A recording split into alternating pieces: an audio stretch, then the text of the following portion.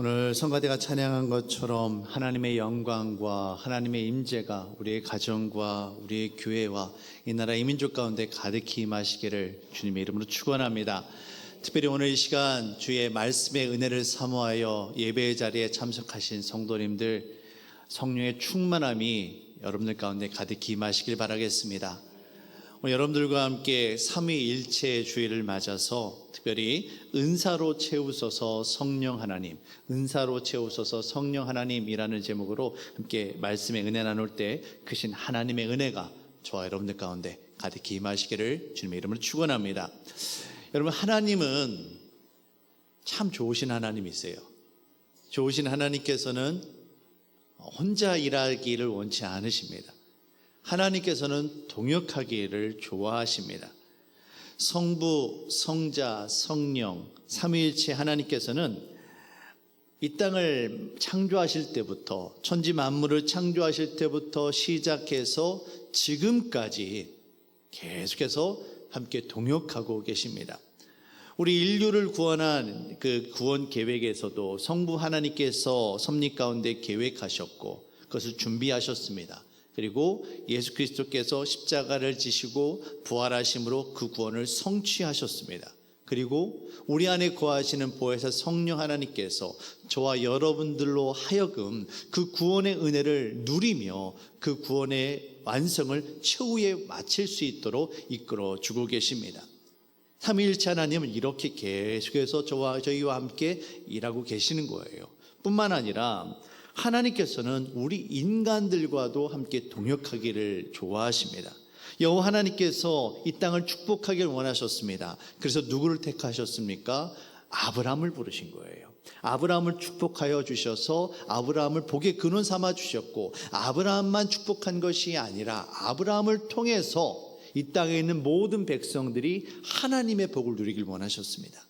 예수님도 마찬가지이셨습니다. 예수님께서 이 땅 가운데 오셔서 가장 애쓰고 가장 많은 시간을 드린 것이 무엇이었습니까? 바로 사람입니다. 특별히 예수님께서 12 제자를 선택하셨고 그들을 가르치시고 훈련시켜 주셔서 예수님 이후에 그 12 제자들이 초대교회의 반석이 되어지고 깃틀이 되어져서 그리스도의 복음을 증거할 수 있었던 것입니다. 오늘날 우리 교회 시대도 마찬가지입니다. 성령 하나님께서 우리 믿는 자들, 바로 저와 여러분들 한 사람 한 사람을 통해서 동역하고 계심을 여러분 깨달으시길 바랍니다. 우리 교회는 나와 함께 하자고 부르시는 하나님의 음성 앞에, 주님, 제가 여기 있습니다. 하나님 나라를 위해서 제가 함께 동역하기 원합니다. 아멘으로 화답한 바로 신앙 공동체, 사명 공동체가 되어집니다. 우리 교회가 정말 많은 일들을 감당해야만 합니다. 그런데 이 일들을 인간의 노력으로, 인간의 노력, 능력으로 하느냐, 아니면 하나님과 함께 하느냐, 하나님께서 부어주시는 그 힘과 지혜와 능력으로 하느냐는 너무나도 다른 차이가 있게 되어집니다. 우리 인간의 힘으로 어떻게 하면 어떻게 되어집니까? 거기에는 반드시 지치는 일이 있습니다. 반드시 쓰러지는 일이 있습니다. 그리고 거기에는 사람이 드러나는 일이 있게 되어집니다. 서로 비교하며 시기하며 질투하는 일들이 나타나게 됩니다. 하지만 하나님께서 주인 되어주시고 하나님께서 부어주시는 능력으로 감당하게 되어지면 그 결과 또한 누가 책임져 주십니까? 하나님께서 책임져 주시는 겁니다. 우리가 하나님 나라 사역을 감당할 수 있도록 주께서 베풀어 주시는 그 은혜, 특별히 영적인 능력, 이 재능, 이런 것들 무엇이라 부르냐? 바로 은사라고 부릅니다. 저와 여러분들이 하나님으로부터 은사를 받았다라는 것은 우리들의 삶 가운데, 우리들의 자녀와 우리들의 가정과 우리들의 직장과 교회 가운데 하나님께서 주인 되어 주시는 그 하나님 나라 이루기를 원하시는 그 하나님 나라 사역을 위해서 저와 여러분들을 부르셨다라는 의미가 되어집니다. 하나님께서 주신 그 힘과 지혜와 능력, 그 은사를 통해서 하나님 나라를 이루어가는 저와 여러분들 되어주시기를 주님의 이름으로 축원합니다. 오늘 여러분들과 함께 은사에 대해서 좀 저희가 살펴볼 텐데요. 먼저 우리가 확인해야 될 것은 뭐냐면, 모든 사람에게 똑같이 동일하게 은사가 주어지지 않는다라는 겁니다.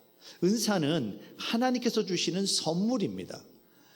여러분, 선물은 누구 맘일까요? 주는 사람 마음입니다. 하나님께서 저와 여러분들에게 은사를 주시는데 이 은사를 내가 받았다라고 해서 자랑할 것도 못 되고 내가 은사를 못 받았다라고 해서 속상할 일이 아니란 겁니다. 물론 인간적인 마음으로 원래 그런 게 있지 않습니까? 남의 떡이 더 커 보인다고. 나는 은사를 받지 못했는데 저분은 은사를 받았어요. 그 은사가 부러운 겁니다. 나도 그 은사를 가지고 함께 하나님 나라 사역을 위해서 뛰고 달리고 싶은 마음이 있어요. 그런 사모하는 마음이 들어가는 겁니다. 그건 자연스러운 거예요. 그런데 중요한 것은 내가 은사가 없다라고 해서 내가 믿음이 부족하거나 내가 하나님 앞에 어떤 잘못을 했다거나 이런 것이 아니란 겁니다. 반대로 내가 은사를 받았다라고 해서 내가 하나님 앞에 어떤 특별한 사람이거나 내가 어떤 교만하거나 내가 자랑할 이유가 전혀 없다라는 겁니다. 하나님께서 우리에게 은사를 주셨다라는 것은 그 말은 반대로 이야기한다라면 우리가 하나님 나라 사역을 위해서 더 충성되게 더 섬기고 더 봉사해야 된다는 의미가 되는 겁니다. 사랑하는 성도 여러분, 우리가 정말로 사모하고 정말로 간구해야 할 것은 어떤 능력이 아닙니다. 성령 하나님은 능력이 아니세요. 인격이세요.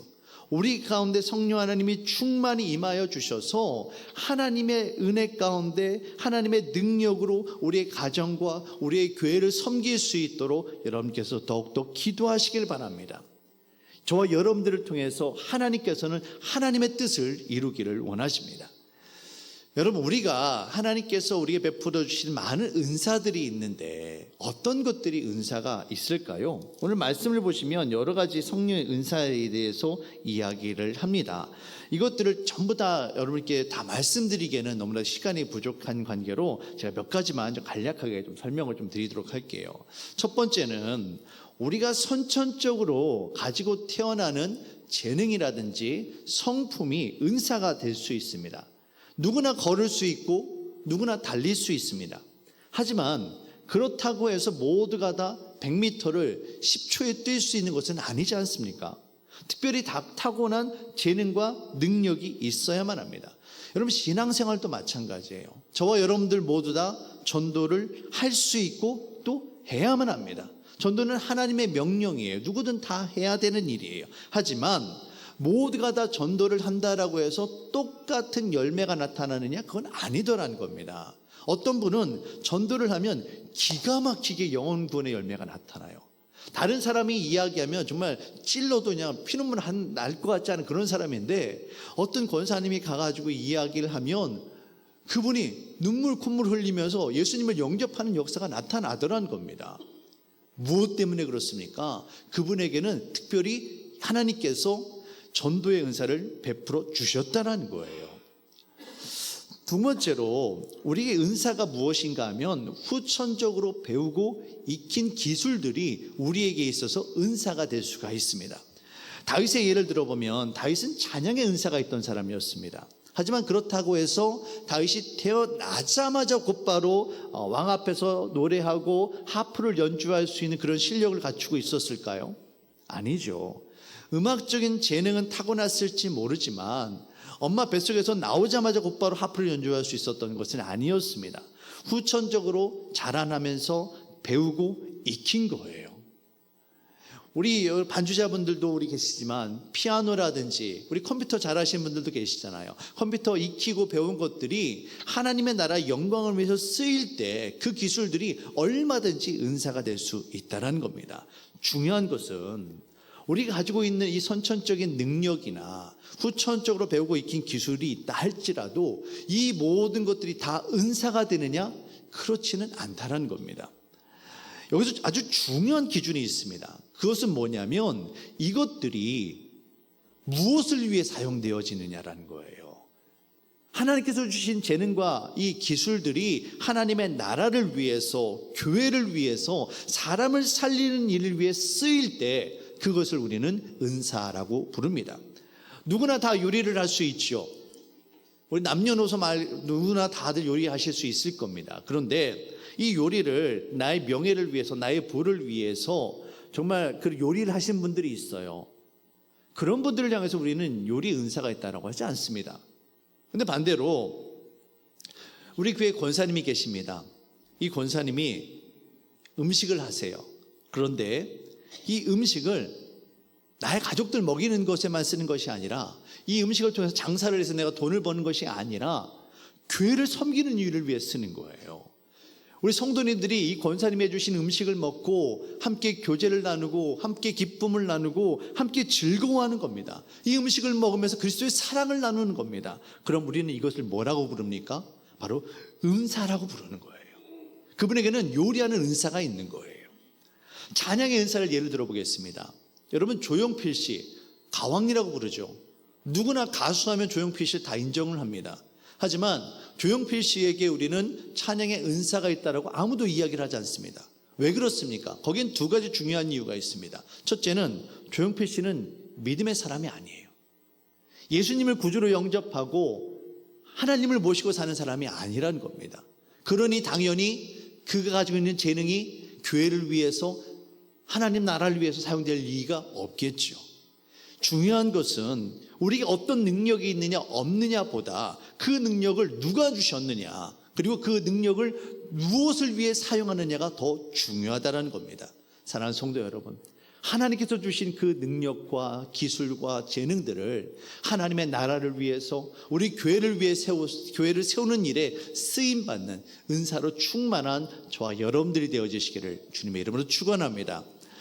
마지막으로 세 번째, 은사 가운데 특별한 것이 하나 있습니다.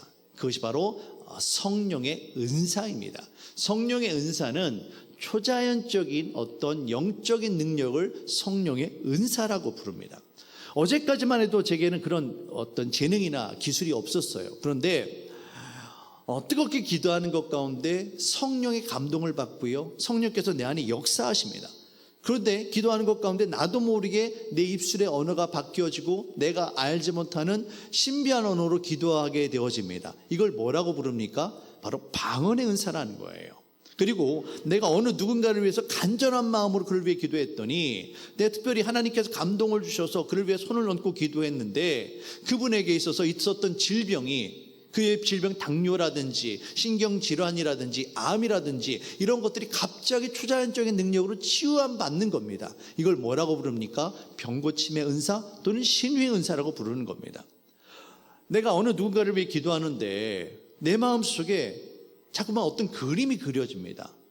그를 위해 기도하는데 어떤 음성이 들려요. 그래서 기도를 마치고 그분에게 집사님, 제가 기도하는 것 가운데 이런 모습이 그려졌어요, 이런 모습이 나타났어요 라고 물어보니까 그분이 깜짝 놀라는 겁니다. 무슨 얘기인가 들어봤더니 자신이 예전에 아주 어렸을 때 경험했던 그 이야기를 이 집사님이, 기도하시는 권사님이 기도하는 것 가운데 본 거예요.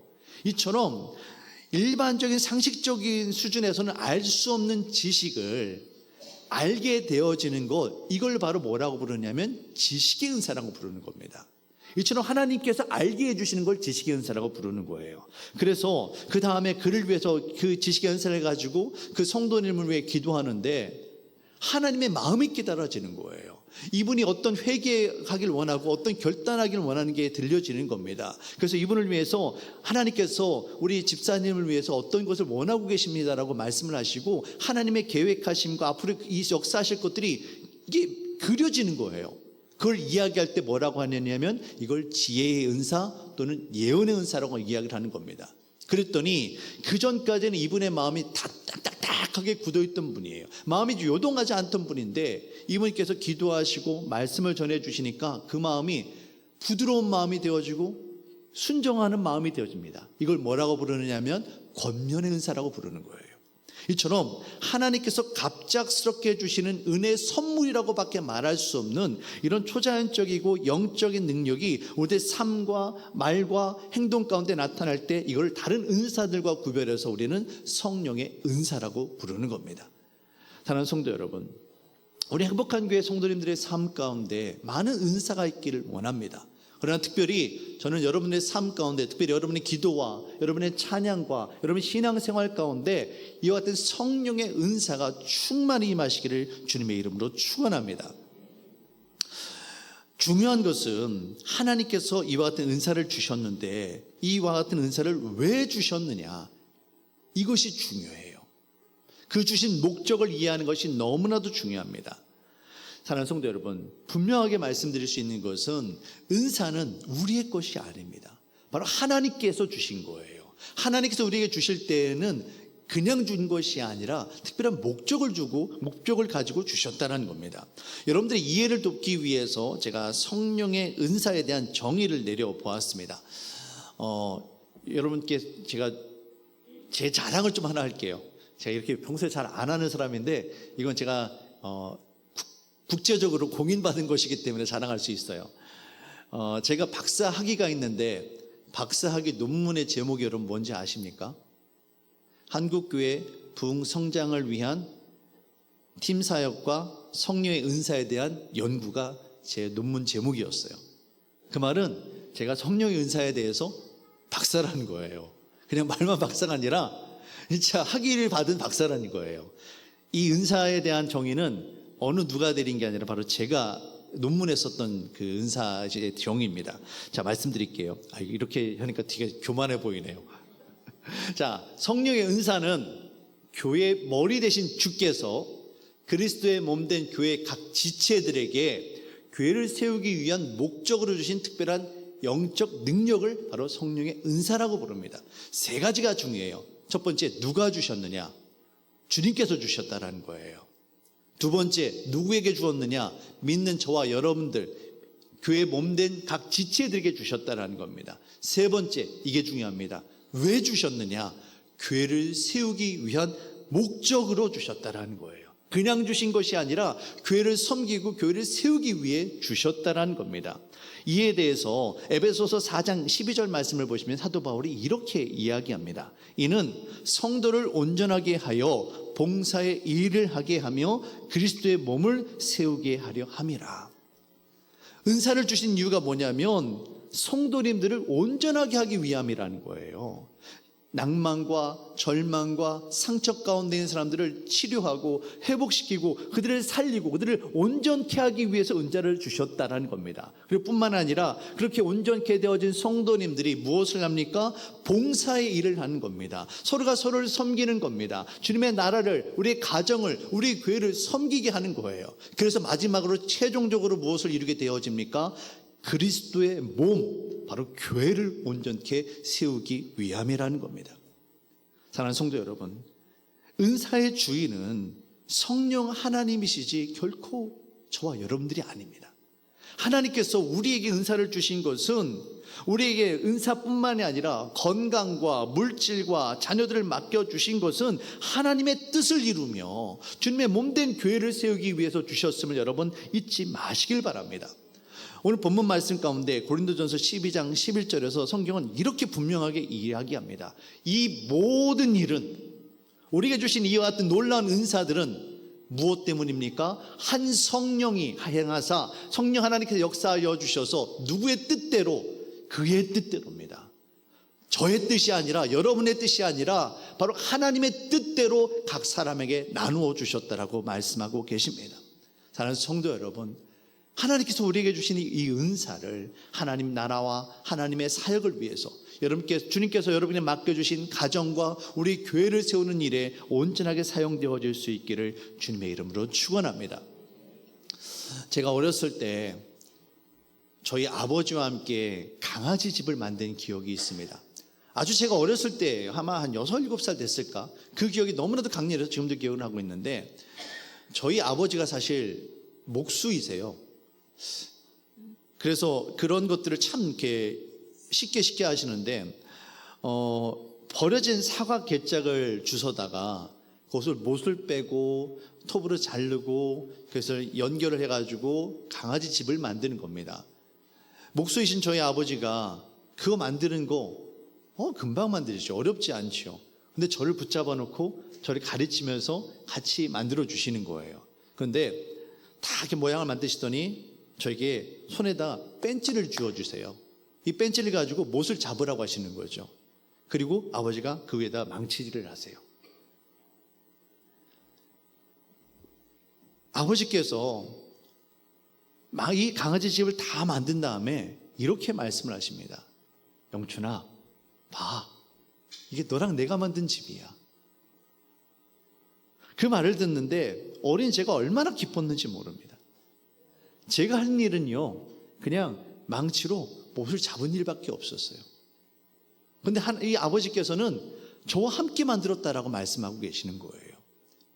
하나님께서 여러분들의 손에, 제 손에 벤치가 쥐어졌던 것처럼 하나님께서 여러분의 손에 쥐어준 것이 있다는 겁니다. 그것을 통해서 저희 아버지께서 저를 통해 저와 함께 강아지 집을 만들기 원하셨던 것처럼 우리 하나님께서는 여러분들의 그 손에 들려진 그것을 통해서 여러분의 가정을 세우길 원하시고 우리 교회를 세우길 원하신다는 겁니다. 그래서 우리 가운데 예언과 방언과 통변과 전도와 섬기는 은사와 여러 가지 은사들을 주신다는 거예요. 사랑하는 성도 여러분, 예수님께서 니고데모의 이름을 불러주셨을 때, 내가 오늘 너와 함께하리라, 니고데모의 이름을 불러주셨을 때 니고데모의 인생이 바뀌었습니다. 그의 삶이 바뀌었고요, 그의 목적이 바뀌었습니다. 예수님을 만나기 전에는 니고데모 어떤 사람이었습니까? 자신의 명예를 위해서, 자신의 부를 위해서, 자신의 삶을 위해서 돈을 사랑하고 그 돈을 쓰는 사람이었어요. 그런데 예수님을 만난 이후로 니고데모는 전혀 다른 사람이 되어집니다. 그 이후에 니고데모가 어떻게 되었습니까? 내게 있는 이 재산을, 이 물질을 가난한 사람들에게 나누어주고 그들을 섬기고 주님의 나라를 세우는 일에 이 돈을 사용되어졌다는 거예요. 예수님께서 니고데모를 사명자로 부르셨으면 여러분 깨달으시길 바랍니다. 마찬가지로 오늘도 주님께서는 저와 여러분들의 이름을 한 사람 한 사람을 부르고 계십니다. 하나님께서 여러분에게 맡겨주신 여러분의 가정과 직장과 교회 가운데 하나님의 뜻이 이루어지기를 원하고 계십니다. 사랑하는 아무개야, 나와 함께하지 않겠느냐? 나와 함께하는 사랑하는 우리 행복한 교회, 사랑하는 우리 가정을 함께 세워가지 않겠느냐? 내가 너에게 힘이 되어줄게, 내가 너에게 능력을 되어줄게, 너에게 필요한 은사를 주고 내가 너와 함께하리라. 나와 함께하자. 주님께서 저와 여러분들을 부르고 계십니다.